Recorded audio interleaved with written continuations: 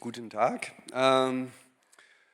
Wir werden loslegen. So, sehr geehrte Kolleginnen und Kollegen der Fakultät von Biowissenschaften, der Nachbarfakultät, ich sehe ein paar, und andere Forschungsinstituten, liebe Studierende, danke, dass Sie so viel da sind, und sehr geehrte Damen und Herren, die ein Interesse an Wissenschaft haben, und alle liebe Gäste, es ist mir eine Freude und eine Ehre, heute Sie als Prodekan der Fakultät für Biowissenschaften zur ersten Ausgabe der BIOREVOLUTION begrüßen zu dürfen. Mein Name ist Alexis Mesel und ich werde Sie durch diese Veranstaltung führen. Im Namen der Fakultät freue ich mich, so viele Leute hier zu sehen, und wir werden den Schnittpunkt zwischen Molekulares Engineering und evolutionärer Neurobiologie erkunden und dabei zwei neue ernannte Professoren unserer Fakultät vorstellen.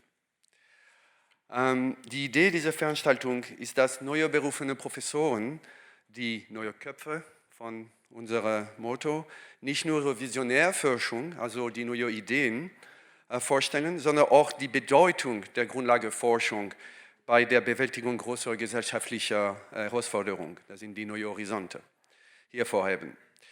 Heute haben wir Kerstin Goepfrich und Gaspar Jekely bei uns.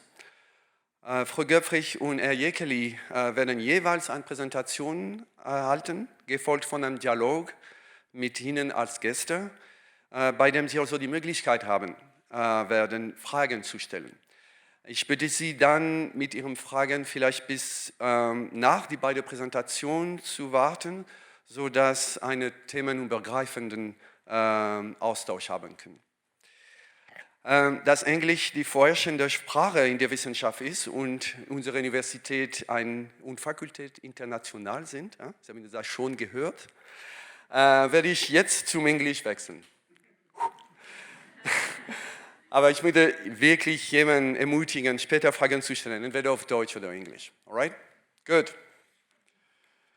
So, our first speaker is Kerstin Goepfrich. And Kerstin is professor at the Molecular Engineering at the Center for Molecular Biology, that's at MBA, here in Heidelberg on campus, where she leads the project Biophysical Engineering of Life. And her work focuses on constructing artificial cells, using cutting-edge tools such as DNA nanotechnology, microfluidics, and 3D printing. And I think today she will share some insight into her research and the potential impact it may have on biomedical advancement and how we understand life, actually. So Kerstin studied physics in Cambridge in the UK, completed her PhD there, and she did a postdoctoral research at the MPI, Max Planck Institute for Intelligent Systems in Stuttgart, before she joined the Max Planck here in Heidelberg for medical research. But since 2022, she joined Heidelberg University as a professor. So please join me in welcoming Kerstin Goepfrich on stage.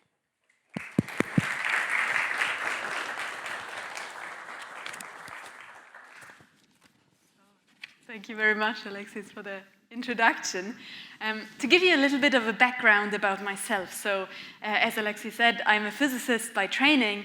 In my PhD, I was actually working on single molecule biophysics. I was constructing small nanopores, the tiny channels that span cellular membranes from molecular building blocks. And as I was building these nanopores, that were components of, or that you know as components of DNA sequences in a nanopore sequencing field, for instance, I thought, well, if I can make nanopores, can I also build other components of cells, and can I eventually build an entire functional synthetic cell from its molecular building blocks? And that's what became my dream, to build a synthetic cell which will be based on a lipid vesicle and operate based on our own molecular hardware that we built from scratch. And today, I would like to give you some insights into our work, but also on the upcoming horizons, new ideas, things that have not yet been realized, but that kind of visions at this stage.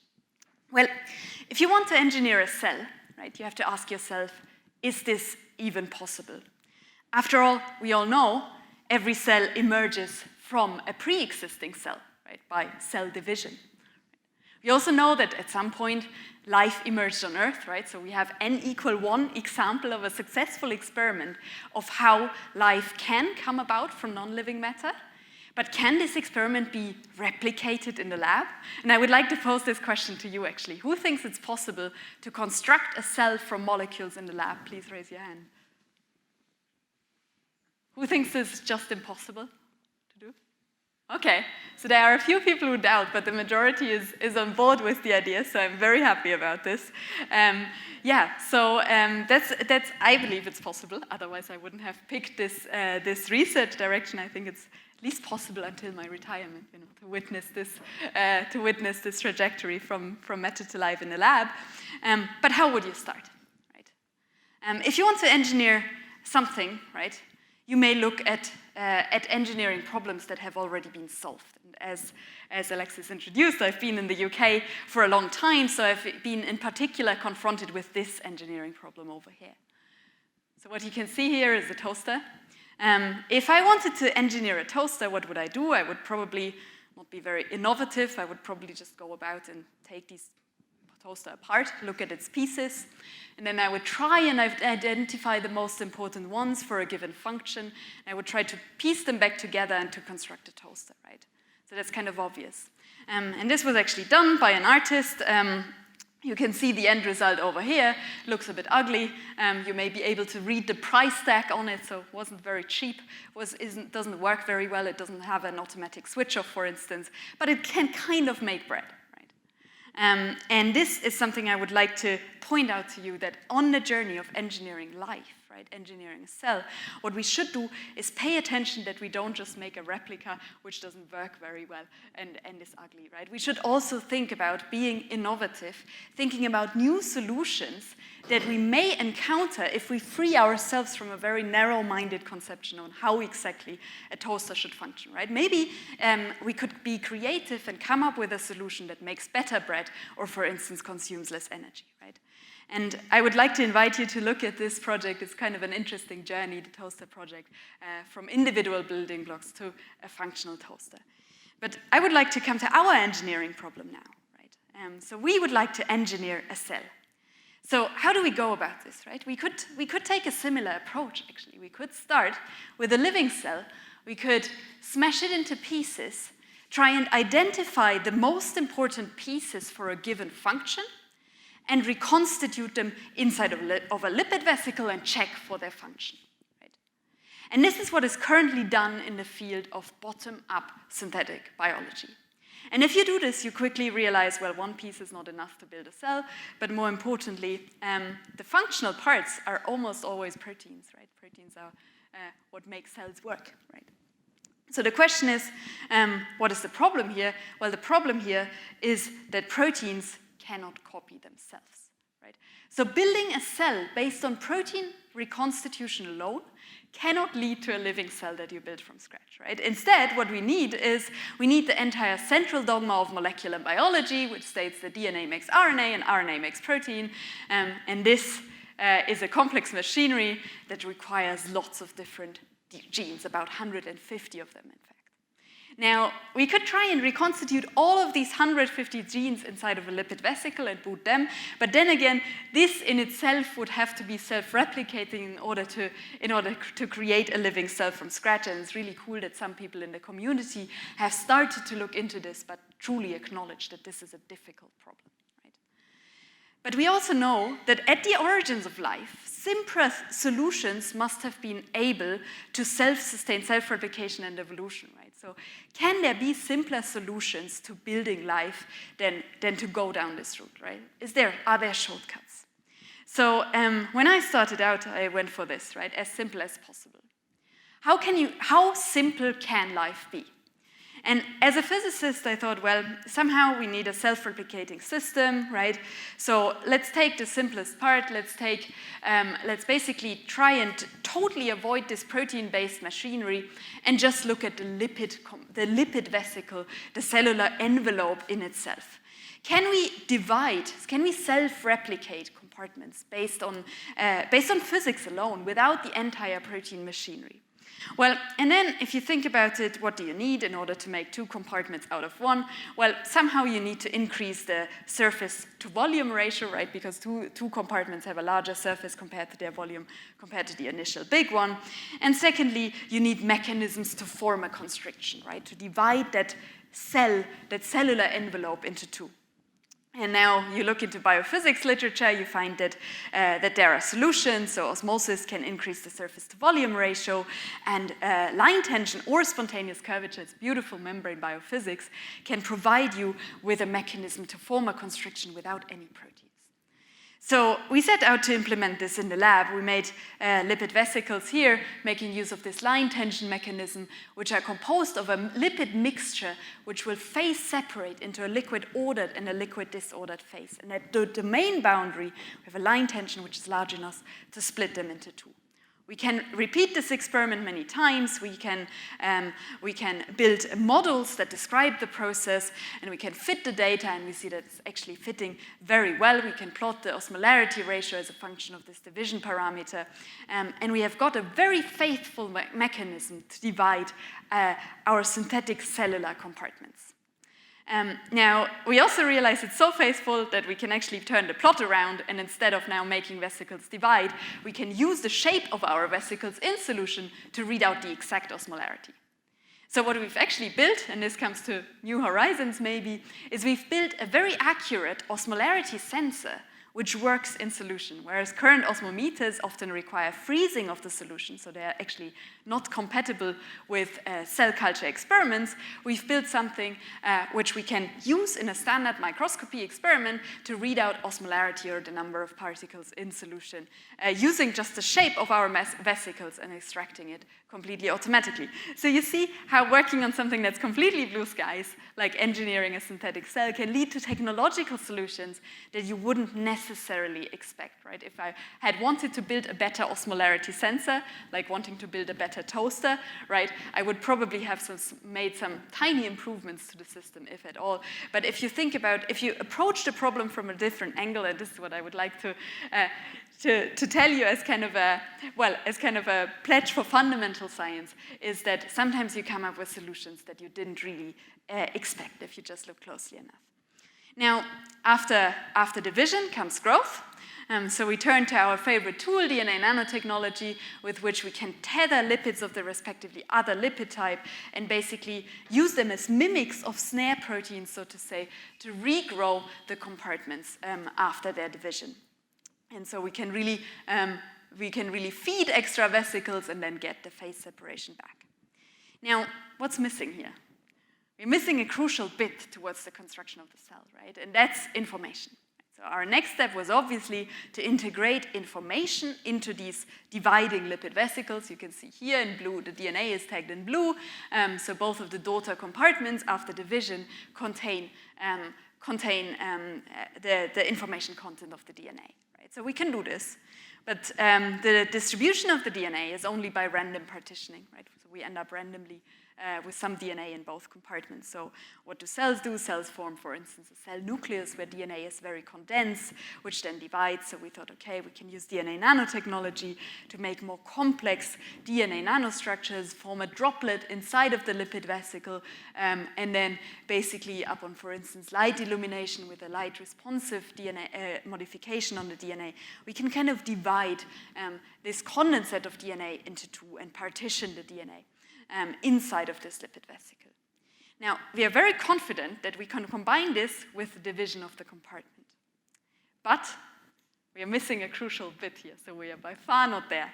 And this crucial bit is that division is not coupled to the informational content of the DNA. So I'm not going to fool you here. This is never going to lead to life, because a living cell should be capable of evolution. Evolution requires a link between information and function, and that's what we are missing. So this means as simple as possible is not enough.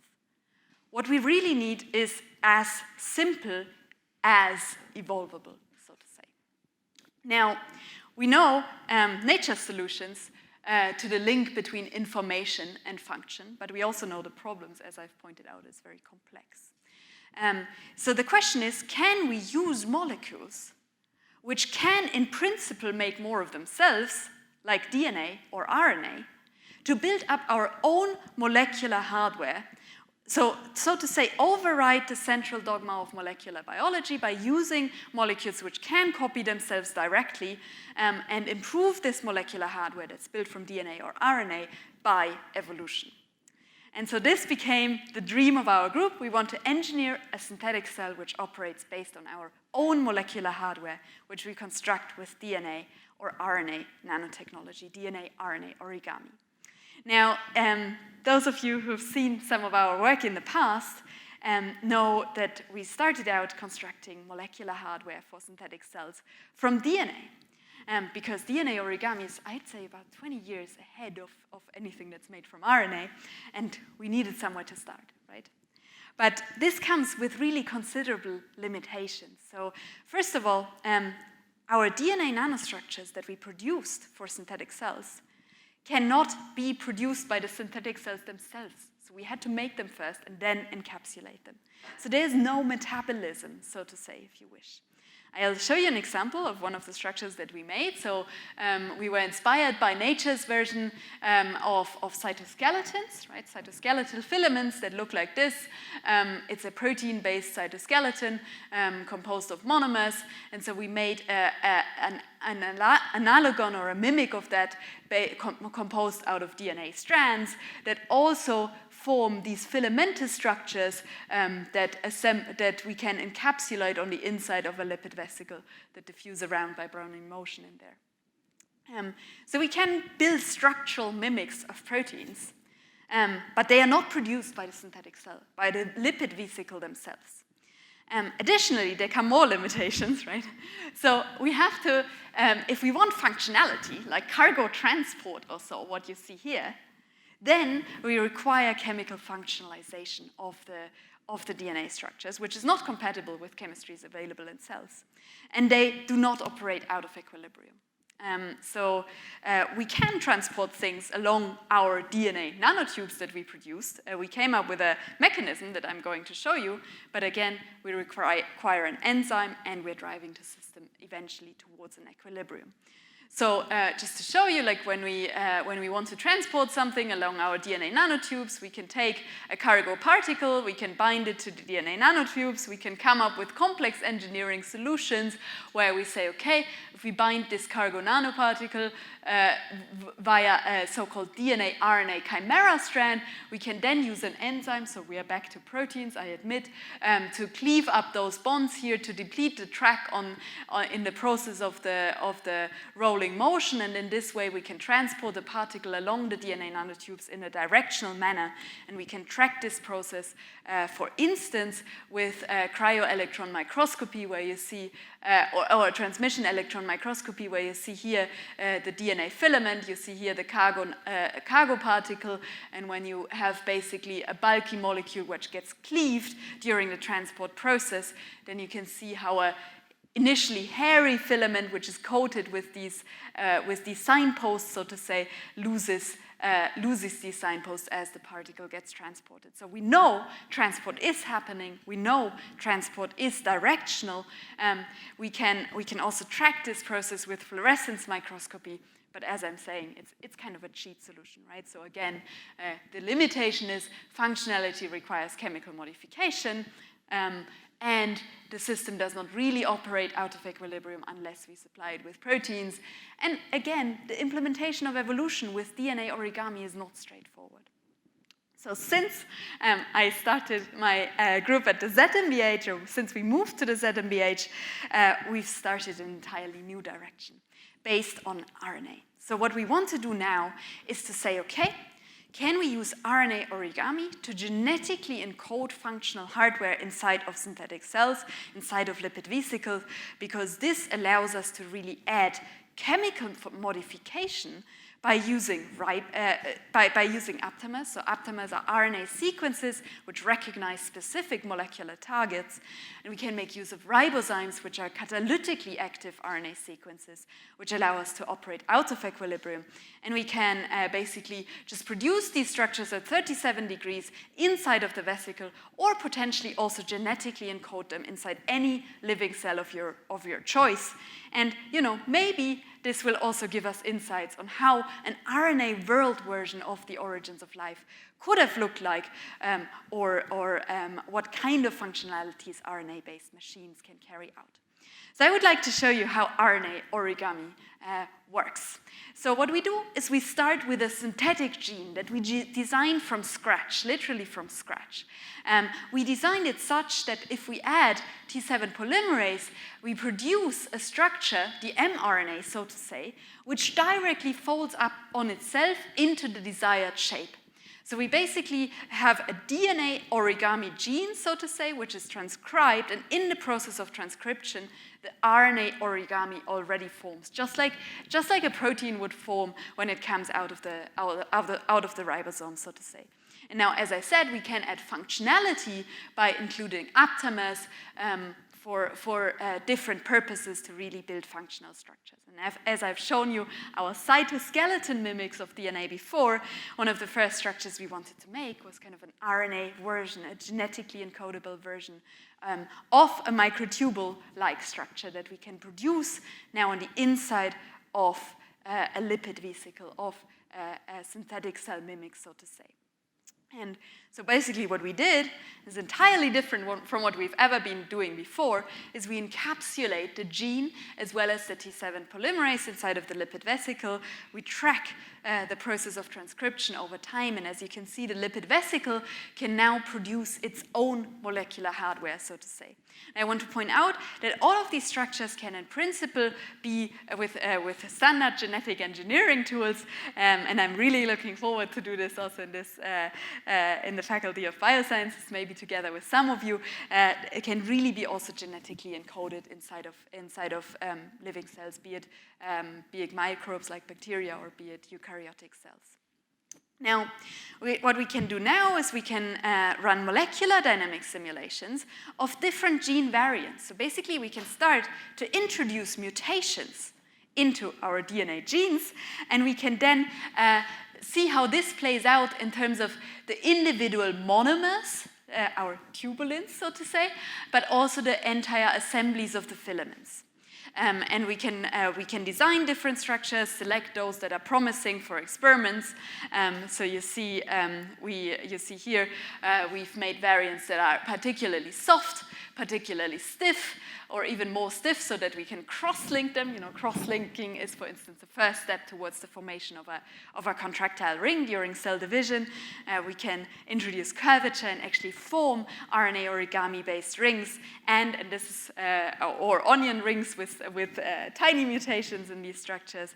And what I find most fascinating is that we can also now use aptamers to target the structures to a lipid membrane, so that we can really form a cortex and change the mechanical properties of lipid membranes with these completely synthetic architectures that we produce inside the lipid vesicles. We can not only change the mechanics of the compartment, but we can also change the curvature or its shape. And what you see here is basically an RNA origami cytoskeleton expressed on the inside of a lipid vesicle, causing a change in membrane curvature or deformation of the lipid vesicle. And now, if you remember the start of my talk, where I said, by controlling membrane curvature, we can precisely control division, actually. Then now, we may be at a point where we can start to dream about genetically encoding division. So not just, changing membrane curvature and then something divides, but actually have a link between information and function. Because the structures that we build now are inherently compatible with evolution. We can basically start with a DNA template, with our RNA origami gene, so to say. We can make copies of those that include mutations, not just a few, as I've shown you already, but potentially 10 to the 8 different variants that have all slightly different mutations and thus slightly different functions. We can express them on the inside of lipid vesicles. We can select for their function. So we could, for instance, select for genetically encoded division. We can then extract the DNA, amplify it, and repeat the cycle so that hopefully we get towards a self-sustained chemical system which can also evolve, which would be NASA's definition of life. But of course, ultimately, we would want to select also for more complex functionality. For instance, for the ability to sense the environment, to compute a response and actuate this response, as well as we know from living cells, for instance, living immune cells. And really, the dream would be to construct something as complex as that from scratch. And this brings me to my summary. So I've shown you really our first baby steps towards our own RNA world version, so to say, of an evolvable synthetic cell which does not function according to the central dogma. Will it be a shortcut towards a synthetic cell assembled from scratch? I have no idea, like maybe. I hope that, one day before I retire, there will also be Life 2.0, 3.0, 4.0, so different approaches that lead towards a system that you could call a self-replicating evolving entity. Whether it's this one, we will see. I'm curious, of course. I think it's cool to play around with genetic encoding of RNA origami, because for sure what this gives us is tools for biophysics that we can directly use and apply as a tool to manipulate really cells. And this, I think, we have for sure. So maybe we can go for the big blue skies vision while developing tools for biology. And with this, I would like to thank you, of course, for being here, and especially also my group who have come along across all this journey, and it's been really amazing to work with such a diverse group of scientists who come from all kinds of different backgrounds. It is a very interdisciplinary work, and I would really be looking forward to work with many of you in the future. With that, thank you.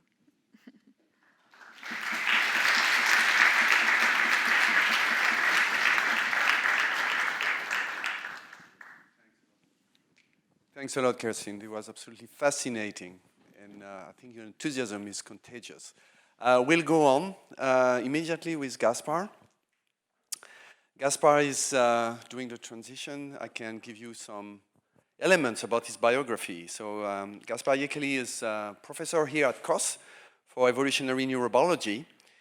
And in his research, he investigates complex neuronal circuits and how neuromodulators can provide flexibility to these circuits, and how this can link to specific behavior. And he does this in a very interesting model system, which is a marine annelid, a worm, Platinares.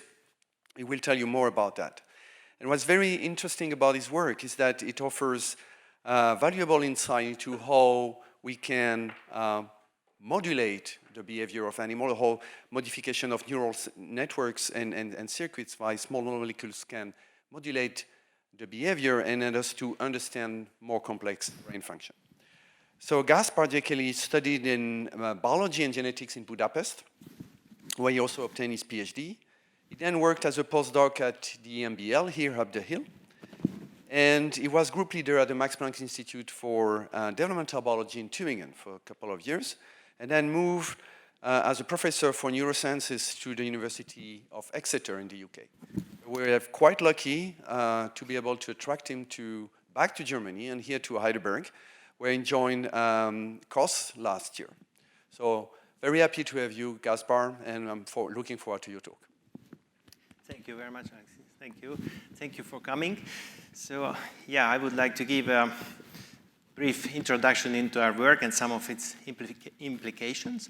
And we are interested in the evolution of nervous systems. So we can ask similar questions that we heard from Kerstin, how nervous systems work and what was their origins, and maybe can be engineered nervous systems. And we look at it in the context of evolution.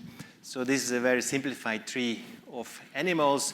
These are including the bilaterians, which includes us and fish and flies, and other non-bilateral lineages, such as jellyfish or comb jellies or placozoans or sponges. And we know that life and, of course, also animals evolved in the ocean first. And actually, the largest diversity of phyla of animals still lives in the ocean. And yet we know very little about nervous systems in the ocean, in marine organisms. We know a lot about Drosophila and mouse, but we are very interested in what could have been there in the beginning. And to do that, we are trying to use the same approach that we can use for the origin of life to look at as simple as possible.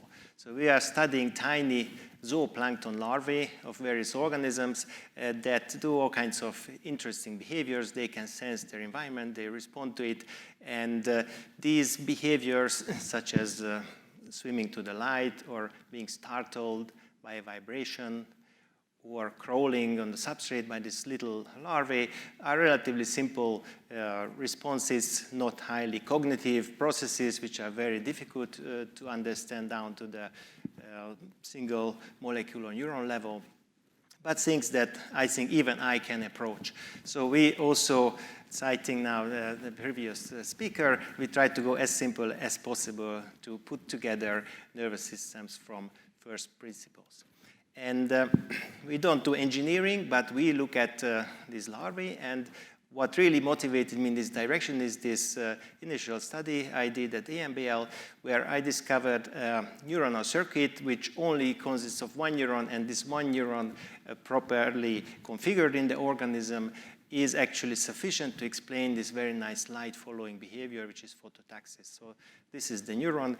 It is shaded, it's a photoreceptor cell shaded by pigment, and has a directional sensing, and the photoreceptor directly synapses on the ciliary band, which is the motor of this larva, and when light hits the photoreceptor, there's a change in the beating of the cilia, which leads to a reorientation and an orientation towards light. So very simple, and it made me believe that maybe even I can understand something about nervous systems.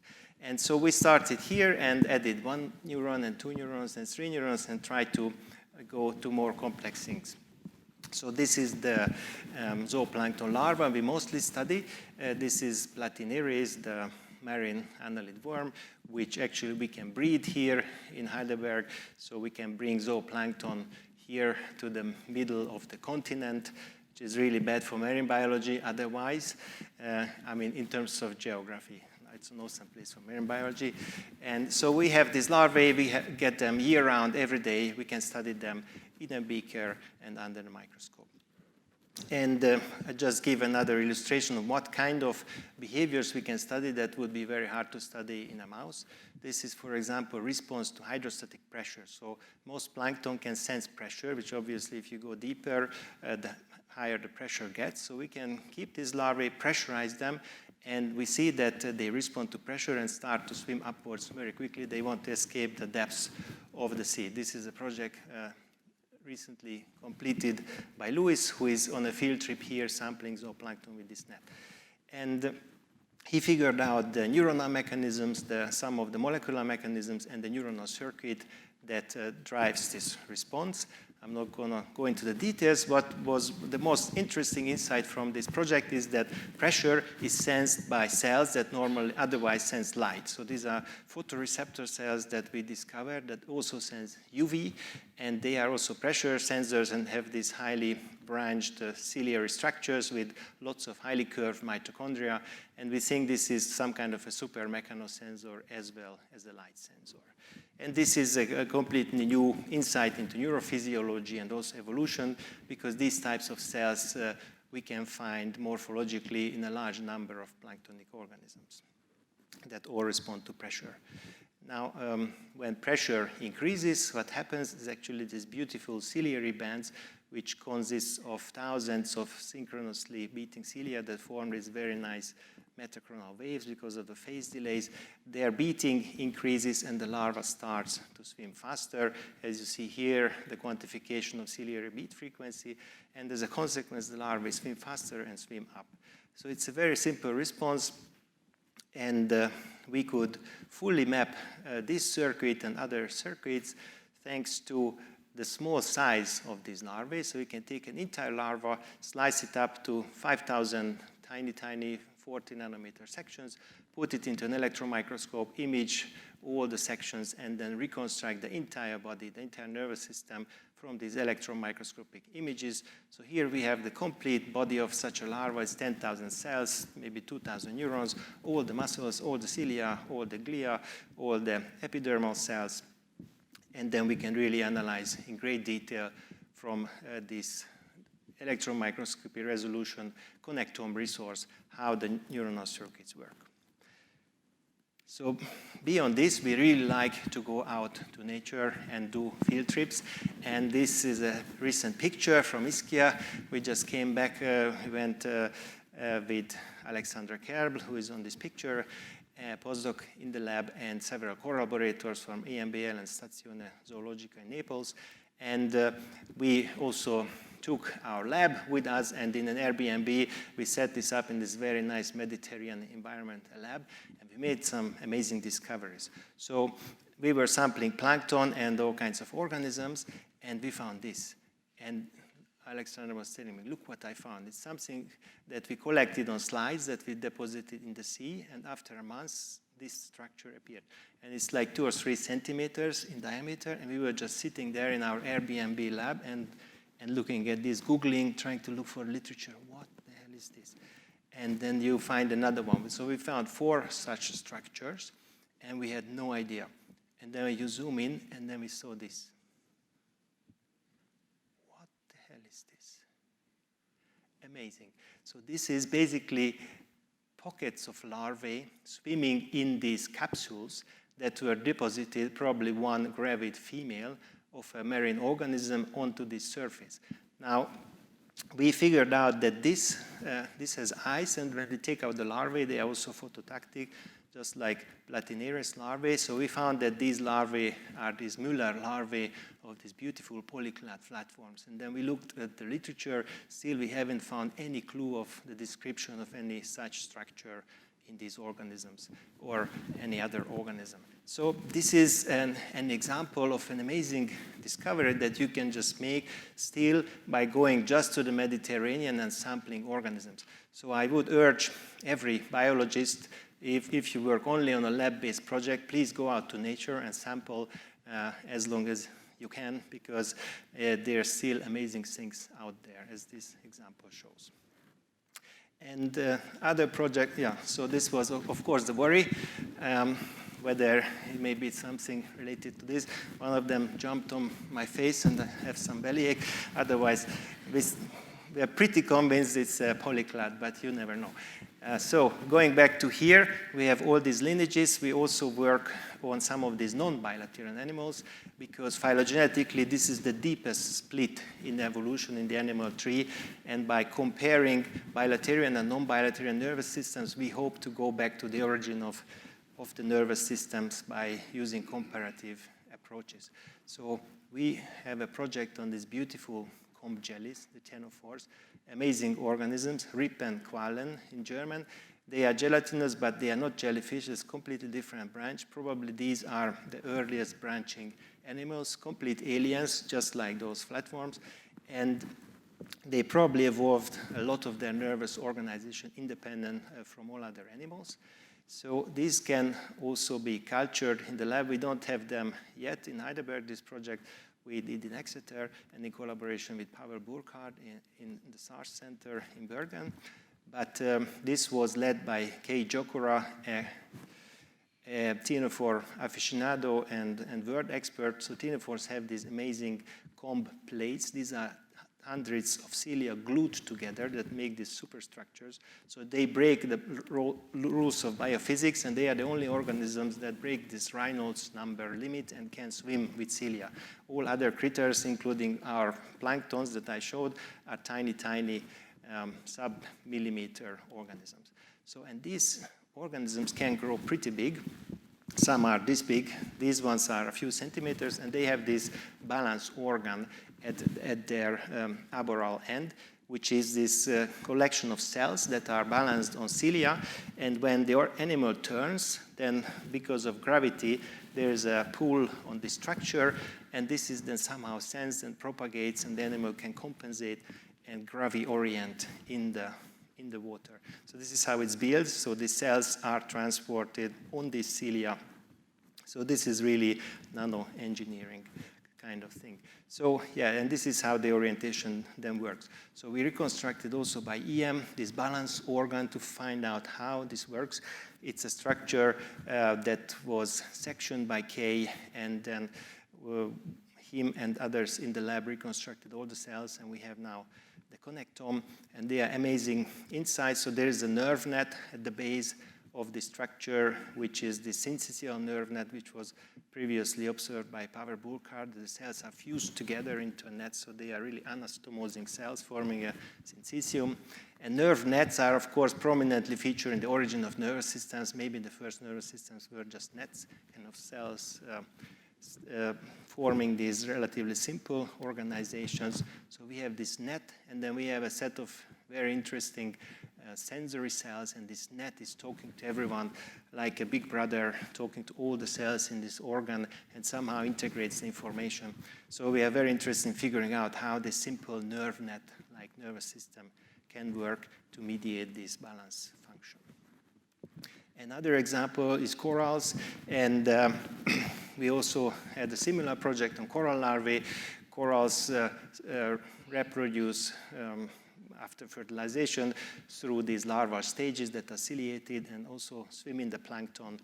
And we studied the swimming in collaboration with Kerstin and a biophysicist in her team. They also swim with cilia, generate these metachronic waves and very nice flows. They have these columnar ciliated epithelia, beautiful organisms. And we were also interested in their internal nervous organization. This is a project done by Emily. She reconstructed one such mini coral larva organism that is not exactly a stony coral, but very closely related. And we also find here this nerve net shown in blue. And again, this nerve net talks to these sensory cells, synapses on them, and the sensory cells synapse back on this nerve net. So there is some very simple information processing that we believe somehow guides the behavior of this larva.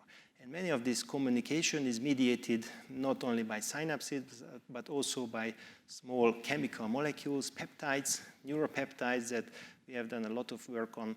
And we know that these larvae are full of these peptides. And it's probably, this is my schematic of how proto-brain may have worked like, that you have different sensors and then effectors, the cilia, and then some communication, maybe partly mediated by peptides, maybe partly by synapses. And this larva is pretty much conforms to this model of a very similar nerve net-like sensory motor organization. So we are also interested to see what these peptides do, and in particular, how it regulates the behavior and life cycle transitions of these corals, because this larvae is relatively easy to get. There are many coral facilities, they can get tons of these larvae, but it's quite hard to make them metamorphose into these polyps. So you have to add them these crustose coralline algae, and then eventually they metamorphose into these polyps. But we were interested to finding a quicker way. So we screened lots of peptides, and then we found kind of a magic settlement peptide.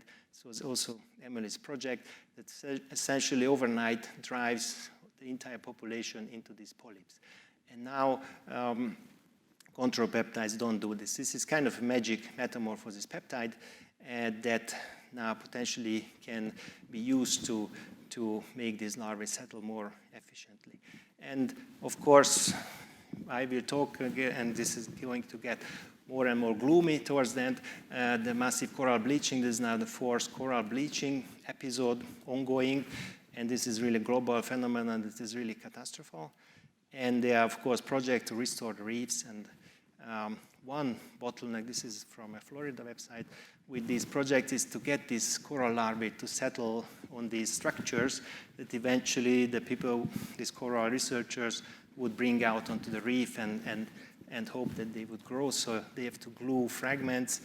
And now we are in contact with some of these people to use this magic peptide, and maybe they can induce settlement in a more controlled way on these tubs, and then build these structures and go to the Florida Keys and maybe restore some of these corals.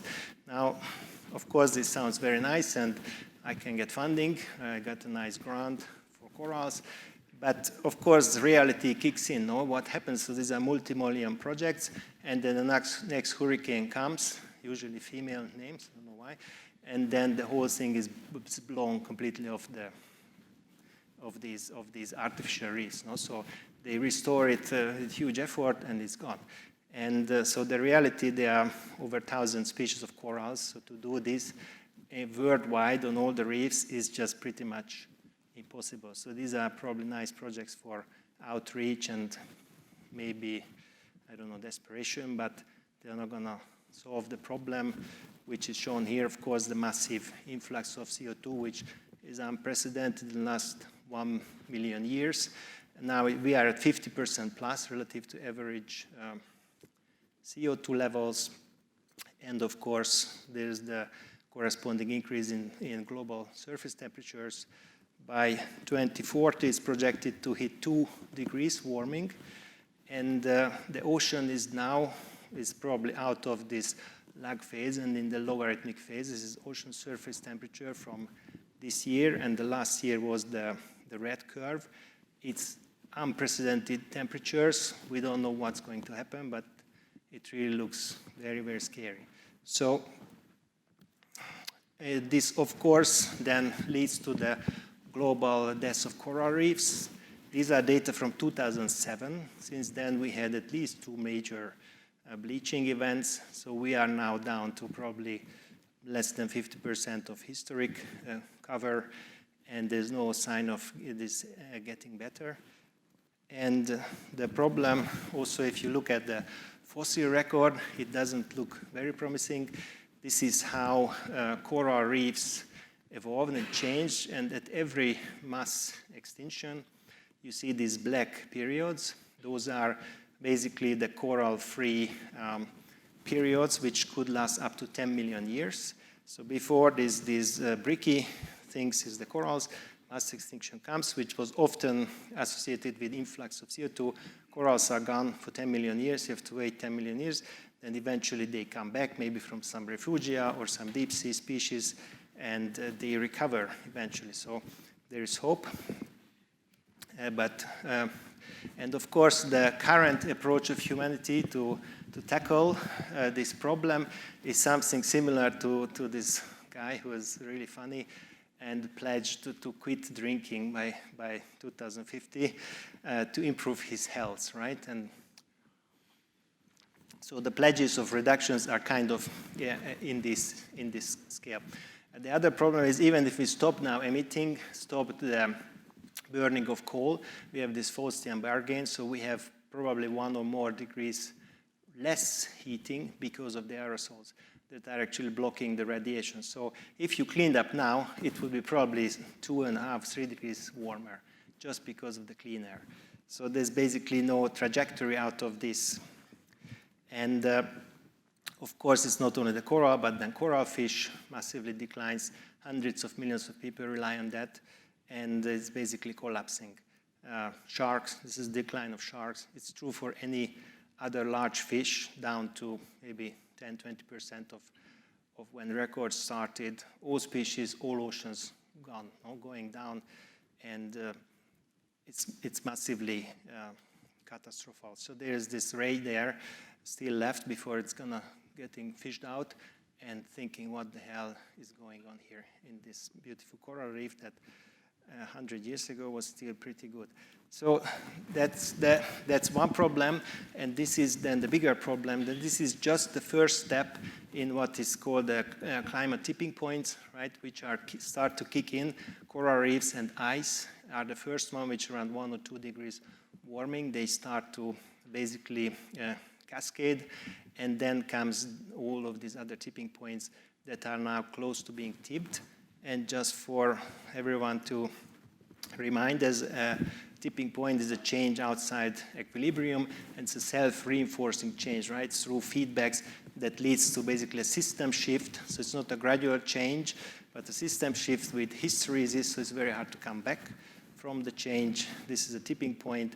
And in the climate system, we have at least 15 tipping points described in this in several other publications. Some of this was done by our colleagues in Exeter, by the way. And at 1 degree, we get to the tipping point of corals. And the biggest worry for me is that these tipping cascades. So one is tipped, then it leads to a higher probability of the second one being tipped, and so on. And if we tip all of these, then, only God knows in this case, I would venture to say even that what's going to happen. The calculations show that the longest tail of these distributions could be up to 7.5 degrees warming, which is then maintained for centuries. So it's not that if we now stop emitting, this will be gone. CO2 is a very long lifetime, and the very optimistic projection is 2 degrees, but stably high, that's already death of corals, so 2 degrees corals are gone. There's pretty much nothing we can do to stop that, in my opinion. And the problem is if we don't know which of these is the stable state, right? After we tipped everything, what is the steady state of the system, of the Earth system? And it's not that now we can stop CO2 and everything goes back, because if you start tipping, it has its own dynamics and self-reinforces just like the cell cycle or any kind of dynamic system, which is not a linear. We believe it's like a thermostat. We put a bit of more CO2, goes up, we take it down, it goes down. It's not like that, right? It's totally non-linear system.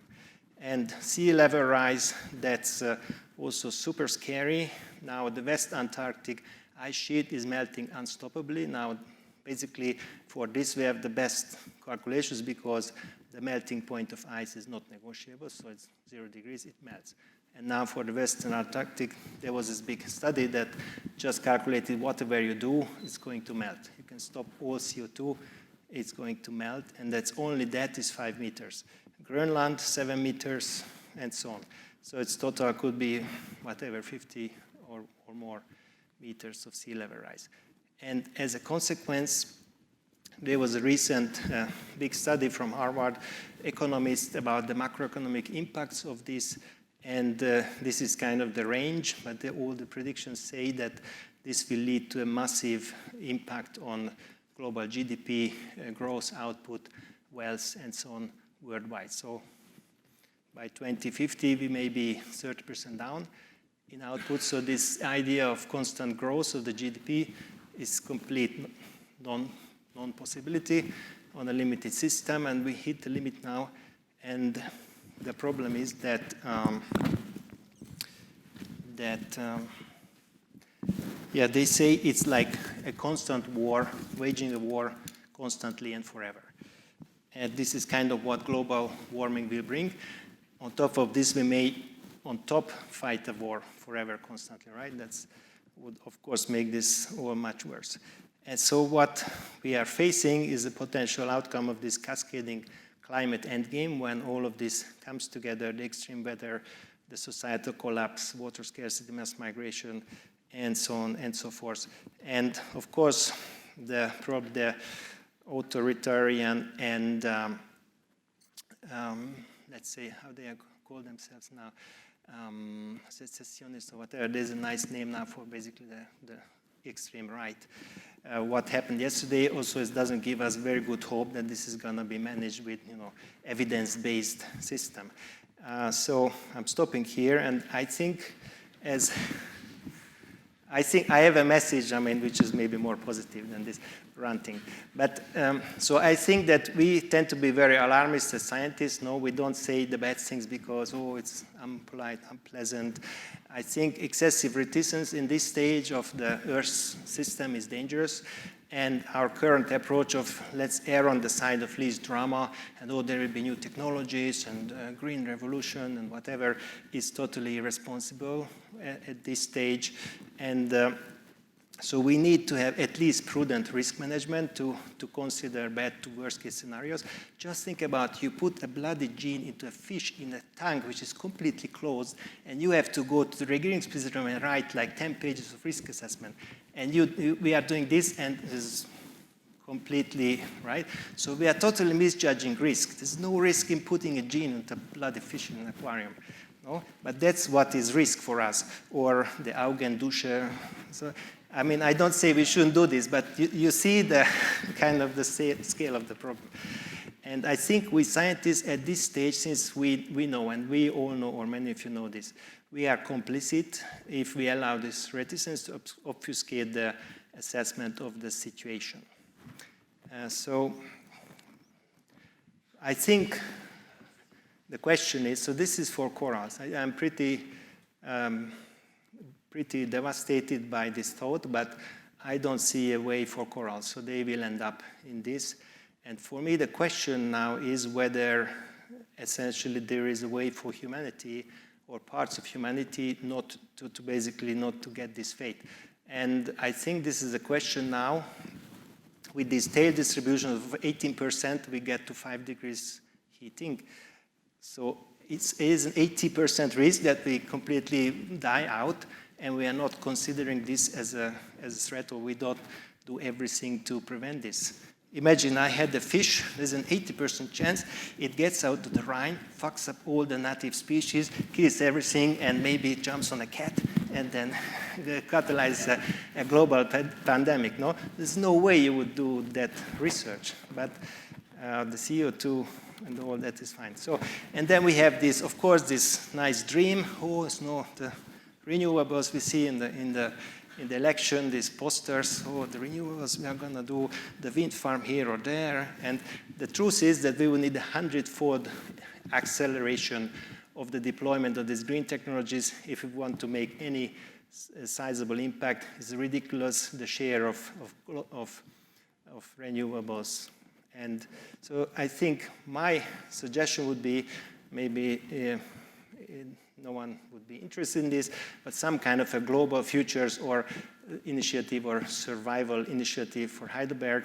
I think an institution like this in a country which is leader in Europe in economy, and Europe has a giant weight in the world economy and so on, there has to be some kind of a organized voice which somehow assesses catastrophic risk and suggests scenarios for deep cuts and enhancement of the biosphere and so on, CO2 removal and other kind of systems approaches. And I'm not thinking about just, oh, let's engineer a plant that drives down a bit the CO2. No, it has to be, I think, more systems thinking about global things, policies, global cooperation, and Earth system stability and stewardship.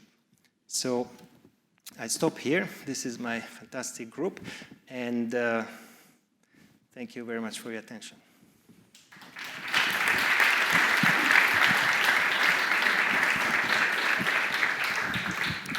Thanks a lot, Gaspar. Just for everyone, you are the Center for Organismal Studies. This is not the Center for Apocalyptical and Post-Apocalyptical Studies. That's across the street. Which they don't do that. They just look at the history of how people looked at in the medieval, in the apocalypse. It's, for this question, irrelevant. You did not help with my climate change anxiety, I'm afraid, but thank you. I think it's a very nice illustration, these two talks, of the diversity of what we have within our Faculty of Biosciences. From hardcore molecular component and reconstructing the complexity of life from primary component to deconstructing complexity of behavior, non-to elementary component, and putting that in a much broader context, as you say. We have to go out and see how nature works in the field. So we're going to enter the second phase of today's event, which is the discussion between our two newly appointed professors, but also discussion with you. So I will get started with one or two questions, but I definitely don't want to be the one asking questions, and I strongly encourage you to ask questions, manifest yourself, and a microphone will be thrown to you. So if you manage to catch it, you can ask your question. So maybe you can, two of us, come here. And maybe the first question I have to you too is regard complexity. And how do you respect your respective approach to understanding complexity complement one another? So given that, as I just said, Gaspar is trying to deconstruct complex behavior to elementary elements, to networks element, whereas you try to build complexity from the bottom up. How do you see you two interact there? Go ahead. It's okay. Yes. So first of all, I should say, I do feel, after your talk, I do feel guilty for working on all of these blue skies questions. in a time where, where maybe we have very, very pressing questions to answer.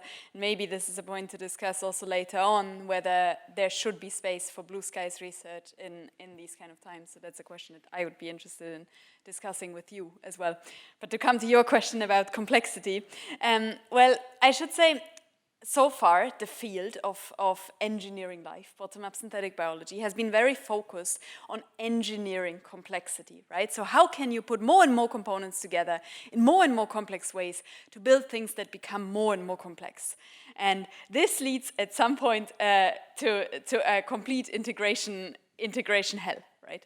So at some point, you try to engineer more and more complex things, you end up at known structure-function relationships, you're not able to engineer anymore, you put more things together, things fail. Right?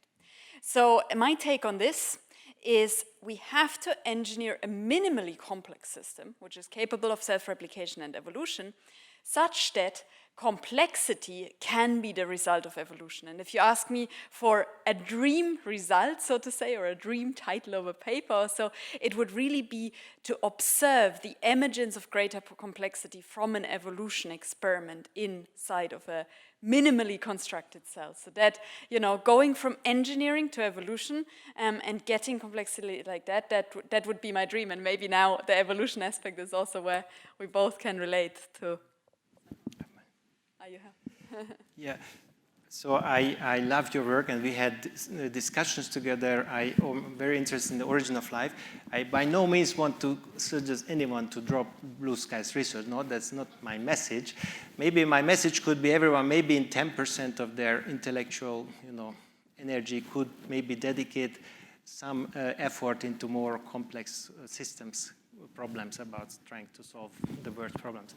But coming back to complexity, I'm not sure I want to deconstruct complexity. I started with this example of phototaxis with one neuron, and then I had my initial ERC project when I wrote, okay, now we want to see how the second neuron comes there, and then the third neuron, and maybe one neuron is for one behavior, two neurons for two behaviors. And the reviewer wrote, it's very obvious that this Jekely has absolutely no clue about how neuronal circuits operate. No?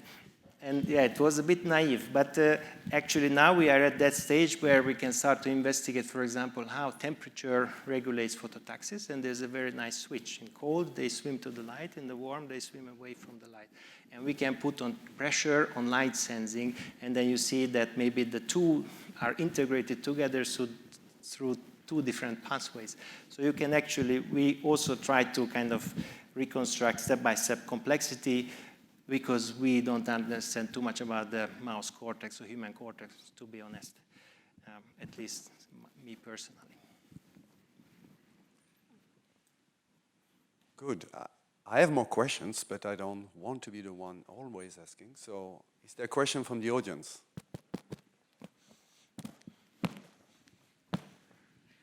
Jan has one. Good catch. Managing director. To Kerstin, how you want to solve the problem of replication, the information? Do you expect ribozyme, a kind of self-replicating ribozymes plus extra info on there? Yeah, so I think there's, I'm closely following different streams in the field that are emerging, and hope that we can one day pickpocket on them, so to say, that we can steal from what other people develop in that direction. It's very interesting developments on, as you mentioned, ribozymes, polymerase ribozymes, which can copy either, which can produce either RNA or also copy the RNA origami itself. So that would also be an option. Templated ligation, these kind of systems, and then eventually we'll have to think about what is our minimal building block, which we want to use as a starting point, right? So at the beginning, I always say, we'll just try and feed as much as we can from the environment. So I see somehow the degree of liveliness to be inversely correlated to the complexity of the environment. So at the beginning, our synthetic cells are extremely fragile. They depend on an extremely complex solution provided from the environment. So for instance, at the beginning, we're just feeding T7 polymerase, right? So our synthetic cells can only survive in a setting where T7 polymerase is abundant, right? Now, this is not the end goal, of course. This is just an intermediate step.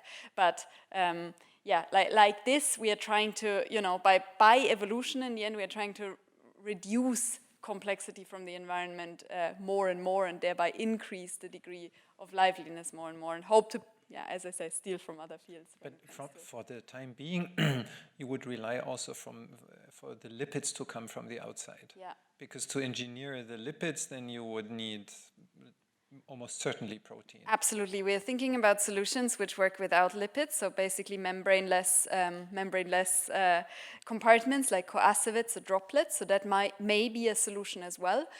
For now, since we know very well how to divide lipids, but lipid vesicles, but we cannot so well control surface tension of our coacevates yet. We are kind of pursuing that in parallel, but we go for the lipids simply because well, because we understand things very well, and because there is a community out here who is very interested in how to control membrane curvature, for instance, with these kind of things. So, you know, there's people interested in tools to engineer membrane curvature. So, in that sense, we are looking at that, but I completely agree. We are feeding lipids, just like, for instance, the minimal cell or mycoplasma has to feed on lipids for the beginning.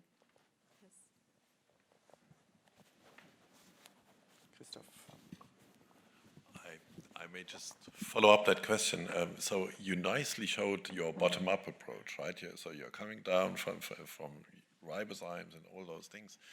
And just following the question of Jan, are there ideas in the field to take a cell, make it minimal, so a living cell, make it really living, minimal, and then supplement it with your cool molecules? So obviously there's the approach coming from the Craig Venter lab, where you start with a cell, you kind of strip down its genome as much as viable, so to say, and then try and construct this genome and boot it inside of a pre-existing cell. Now we. In collaboration with others, we look very much at what these components are inside these minimal cells that are still needed, and you know, people in the field look, for instance, into whether it could be possible to boot this minimal genome inside of a lipid vesicle. I think we're still quite far away from that, but at the same time, for instance, we look at, you know, how some of these membrane-binding aptamers could actually be relevant for membrane curvature or membrane permeabilization inside of living cells. So I don't know, like nobody. I find it very fascinating to think what all of the mRNA that's actually inside of our cells, that's all the time inside of our cells, where it actually is, right? Can it not be that some of it is at the membrane? Like, all of these things are exciting questions that we can put back to biology, I think, to look into. Edwin.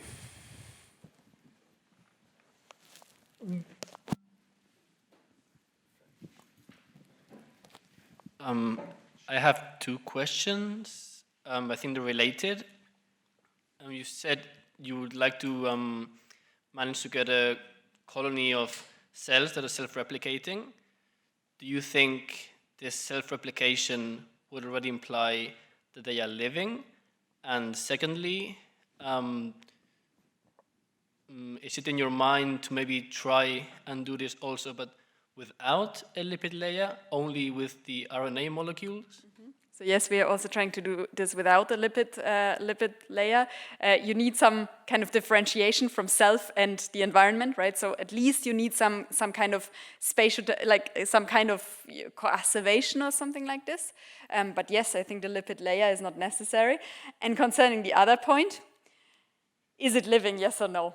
This question is a yes or no question, but I'm not sure if it is a yes or whether it should be a yes or no question, right? Should we talk about life and no life, or should we talk about the degree of liveliness? So, as you know, like, is it really a phase transition? Is life a phase transition, right? That's an interesting question, and I'm not sure. Like, I would rather think of life being a gradual, a gradual process, but yeah, you can of course argue about that, and you know, maybe we should do a Turing test for life or so. Like, let's look everybody through the microscope, and you tell me if it's alive or not. Maybe that's a good way to judge. I don't know. There's a question on your left, Edwin. I have a question for the other topic. When you were mapping the neuronal networks for all the larvae, do you also try to see the actual firing? So if one sensor is activated, does it always activate the same network? Is it always B follows A? Or is there individual differences? That would be a dream experiment to put the activity pattern on the entire network. We have done it to parts of the network, and there, for example, in the case of pressure and UV, we see that the same network can have two different outcomes depending on the stimulus.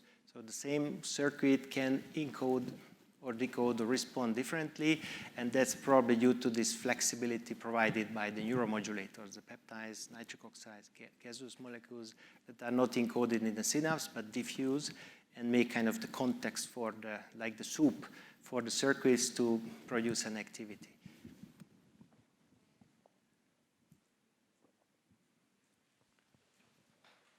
Okay, I have a question for maybe both of you, and it has to do with one word that was said before, you know, being open to what the others are doing. So what's the role played by interdisciplinary collaboration in your research? Are you know, is it important? Can you operate alone, or do you absolutely need input from other disciplines here? Maybe Gaspar, Yeah, start. absolutely. So I always had interdisciplinary collaborations. Mostly with physicists. So I started with the first project we were modeling with the physicist François Nedelec, who was modeling microtubules, and he modeled our larva, how it swims and how it swims to the light. This was such an insightful collaboration because with the model, unless in the experiment, you can change the parameters and you can screen thousands and tens of thousands of parameters in the entire parameter space, and you kind of understand in a more global way what is the system, what's the outcome and the possible outcomes, and that then suggested very interesting experiments. And also more recently, our work on the cilia, the microswimmers, the biophysics, and the neuronal dynamics, that's with modelers, mathematicians who try to capture with computational differential equations the dynamics of a certain neuronal circuit. So yes, absolutely essential for our work.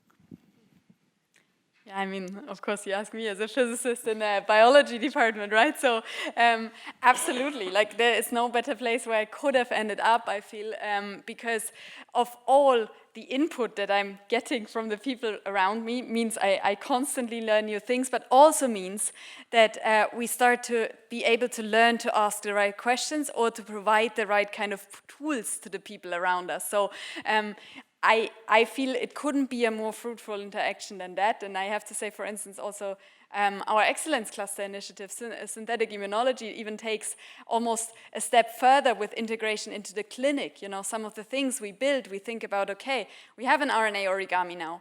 Why can't we position antigens on it and define spacing, define valency? Can we use that to improve immune response? And it's so cool to see how here in Heidelberg, the community is so open to incorporate ideas that are from completely different fields, talking, you know, from nanosciences to physics to biology all the way to medicine. So that's really cool, and I think this is what really brings about also new kinds of sciences when you start to learn from others. And certainly I've been learning so much, and that's part of that's my favorite part, right? You never stop learning. More questions from the audience? Don't be shy, please. There's one, Andrea, front. Maybe a two-step program? That's a 15-point shot. Yeah, that's close to 8.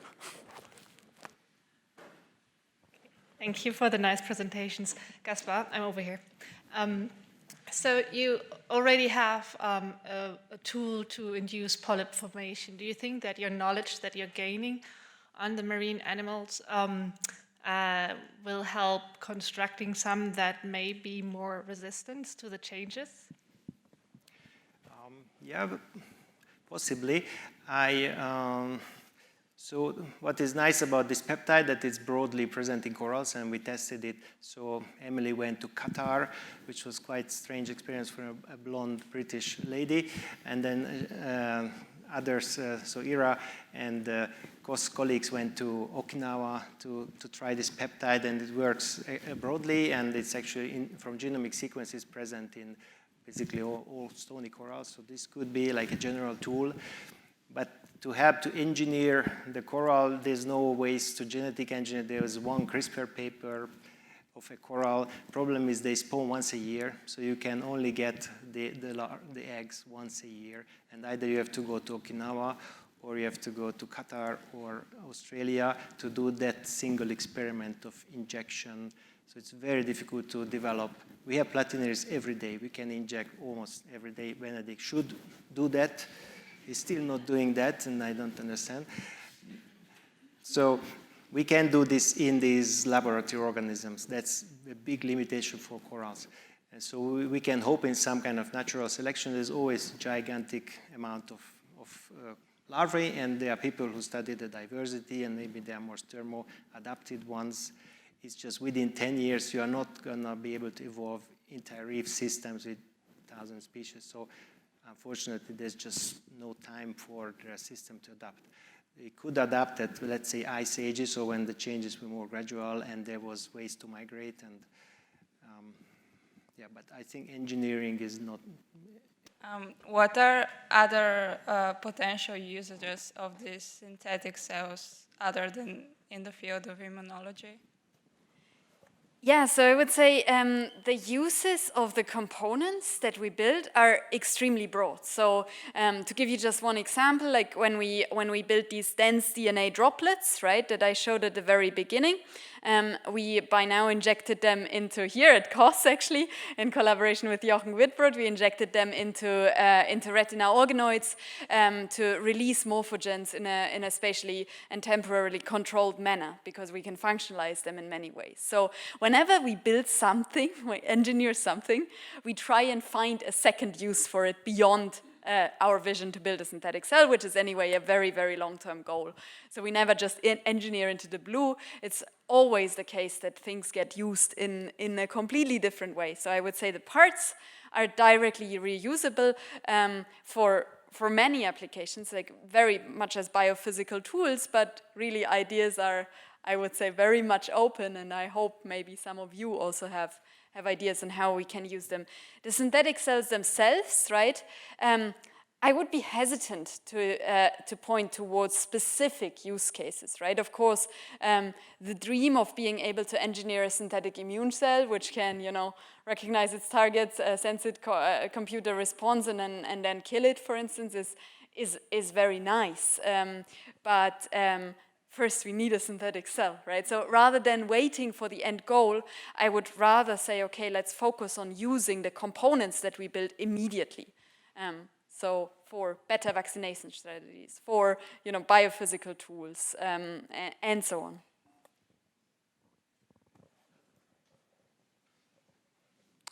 Is there further questions?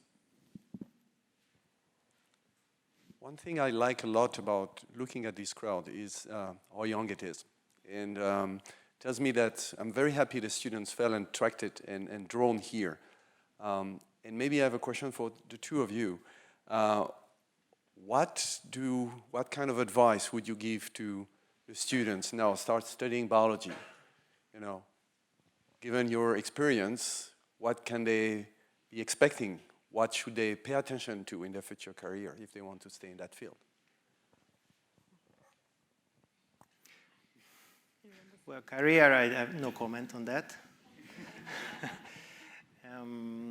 I would say that biology is one of the most important subjects nowadays, most important science. So really great decision. Congratulate you. This is really amazing subject. And I think what you should try to cultivate in yourself is some kind of systems thinking, or thinking in more complex system, not just like one pathway, but how that interacts with that, and so on. So how components come together to build complexity and emergent properties. And it can be at any level, from ecosystems to single components in a cell. But this system thinking is key to biology. You are not going to understand it just like the toaster example, just from the components. You need the integration. Yeah, that's true, interdisciplinarity, right? And I mean, I also would say, like, just as much as I see a young crowd, I also see a very diverse crowd, right? So I guess getting specific advice, like really tailored to you, and I think we can say that we are all open, very much open to, you know, talk about our own careers, to maybe look at yours and how you can develop, is part of what I enjoy most about this job, to be able to walk someone from the very first steps to, you know, a PhD or so. And of course, taking this advice and giving specific advice and asking for specific advice is very integral to the career, right? It's really like, really, I've received so much of that I'm now more than willing to give back, and to give back to you. And no, for sure, picking a group that you really love, I think, was very essential for me at the beginning. So I just fell in love with the research that, you know, Ulrich Kaiser back then was doing in Cambridge, and the group was an awesome environment. I just had fun, like, it was an awesome environment. And I think this is why I stayed, you know, I stayed for bachelor, master, PhD. It was just cool there. I felt, you know, I learned a lot, and finding a group like that where you just enjoy being, like, you enjoy the environment, you enjoy the science, but also really the environment and the kind of input you get. I think that may be good advice to everyone, beyond specific. Certainly agree with that. You start eliciting more questions from the audience. Yes, two. Thank you for your talk. It was very nice. My question is maybe more general. What do you think is, apart from your own research, very important research that biology students should look forward to, or what would be important in the field of biology to research in the future? My advice is just do what interests you most. And if it's something else than biology, then do that something else. In biology, find and just follow your interest, curiosity. I wouldn't suggest to be strategic or tactical. Those are gonna end up mediocre scientists if they stay in science. Just follow your interest. That's my. And if you are fascinated by cells or the collapse of the Earth system, whichever touches you the most, follow that interest. That's how you are going to excel. And when you go to the lab and approach them, so my first question is, what interests you? And then, well, if you can't say why specifically you came to me, you have to say, well, obviously I looked at this and I was fascinated by this, and I love this and that part of science, and I want to do this. That's my only recipe. It's almost impossible not to mention AI now, right? But I mean, as something that has changed and will change our lives, I think, quite profoundly. But in the end, I completely agree with him. There's another question here, center, on your left. So this is a more specific question to Professor Kerstin. So I was really fascinated by the future developments of building a large cDNA library so that you could screen potentially those macrotubules that could be interesting for certain applications. So I would want to ask, like, do you imagine somehow like a certain randomness to be harvested, like maybe this DNA could be combined somehow, or do these certain parts of the RNA origami, do they assemble randomly by themselves? Mm-hmm. Yeah, that's a very interesting question that we actually think a lot about right now, because beyond what I've shown you, we also construct other functional components, like, for instance, RNA origami transmembrane pores. And those function, and all of the structures that we build, the functionality often relies mainly on segments, like the aptamers or the ribozymes that we try to include inside of them. The base structure we are oftentimes quite happy with, right? That's the part we don't want to change. The part where we go beyond known structure-function relationships, where we'd like to harness the power of evolution, are oftentimes the ribozyme or the aptamer parts. So we'd like to actually do site-directed mutagenesis to mainly actually target those regions that we want to change, while leaving the structure that we can actually rationally engineer quite well unchanged. So that's our strategy, and in the meantime, we also work on really image-based selection and sorting methodologies. So that combination is, I think, what we go for. Can I do a postdoc video? My second favorite subject is origin of life after origin of the nervous system. There is another question here. Yes, first of all, thanks for both talks, very interesting. I have a specific question to Professor Göpfrich. So based on the RNA world theory, right? It's based on RNA, and you work with DNA so far, right? But what would be the simplest unit that can replicate itself? And do you think then there was already a membrane around that? So doesn't it make more sense to, or does it make sense to look into just an RNA molecule that is at some point? Interestingly, that's quite funny, because it's a question to both of us, because it's one of the discussions that we had, I think, when we more or less first met, right? It's actually something that Gaspar brought up to look at, there is ribozymes which can copy themselves. Quite simple RNA sequences which can do nothing else but copy themselves. And there is a famous experiment called the Spiegelman experiment, where, the smaller you are, the faster you are at copying yourself. Right, so you get this parasitic takeover of actually quite boring sequences, simply because they are short, they are fast, right? So somehow, what we don't want is, things get simpler and simpler. What we do want is things get more and more complex, right? And this is somehow conceptually where compartmentalization to create an environment which is more complex has to somewhere come in. And thinking about the simplest unit, maybe we should design some of these experiments. I think this still doesn't exist. That's Q beta that requires the enzyme, but as far as I follow, there's still no self-replicating ribozyme that can do its own copies and the complementary in a cycle. And that would be the holy grail for Darwinian evolution. If you can do that and put it into your lipid, then you may get a Darwinian threshold.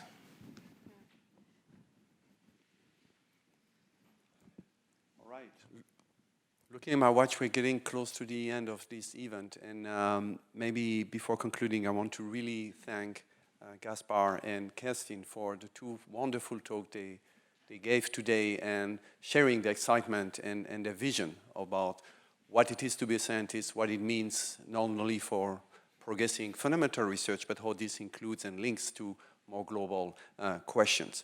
And also particularly would like to thank all of you for coming. You dare to come to the very first edition of something new that maybe will have a repetition, we'll see, hopefully.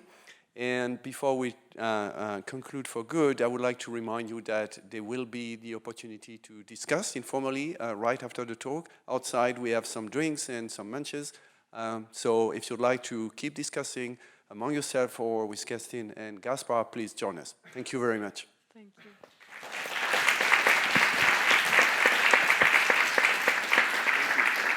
Thanks very much for organizing.